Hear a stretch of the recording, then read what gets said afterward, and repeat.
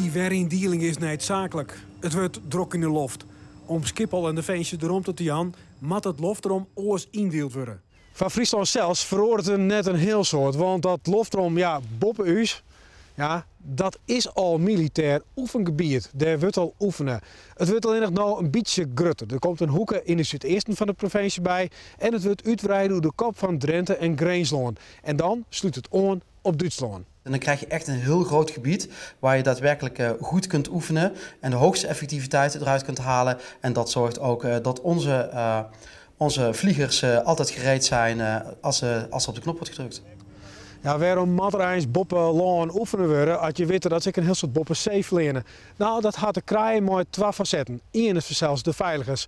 Als het hut waait en je mat de boppenzee uit de tas zal springen, dan is dat gevaarlijk voor de vlinder. Maar er moet ik boppen lang oefenen worden om de navigatie goed in de vingers te krijgen, maar ook om de sensoren boppen lang te broeken. Nou, een F-35 zit vol sensoren, dus daar moet op getraind worden. Het gebeurt net heel leeg, nee, het gebeurt op grote hichten. Meestal is boppen de 4 kilometer.